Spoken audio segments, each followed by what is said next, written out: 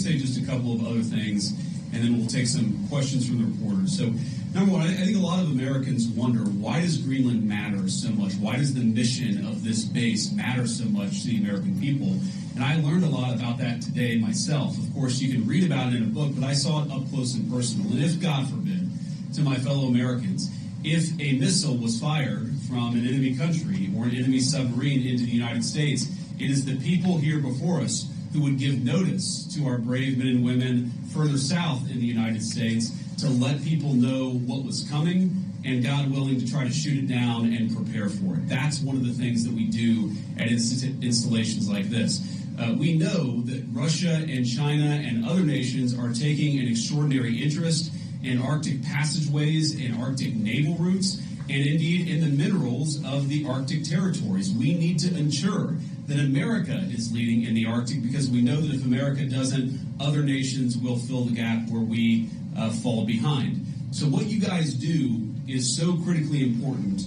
I think a lot of Americans, certainly I, didn't realize it fully until President Trump started talking about the importance of our Arctic mission, about building upon it, and ensuring that America can lead in the Arctic for the next generation.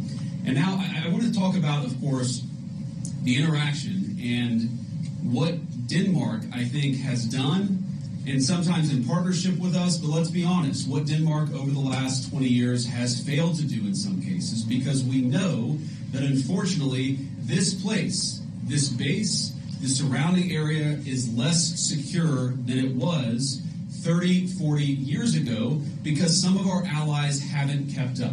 As China and Russia have taken greater and greater interest in Greenland, in this base, in the activities of the brave Americans right here, we know that too often our allies in Europe have not kept pace. They haven't kept pace with military spending, and Denmark has not kept pace in devoting the resources necessary to keep this base, to keep our troops, and in my view, to keep the people of Greenland safe from a lot of very aggressive incursions from Russia, from China, and from other nations. Now, President Trump, as he says all the time, and as a lot of people recognize, is a president of peace. We want to have good relationships with everybody. That includes, even to the extent possible, the Chinese and the Russians. But part of having good relations is showing your strength when you have to.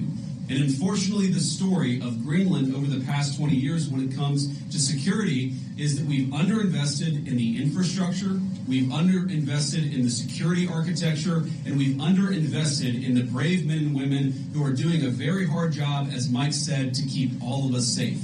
That has to change.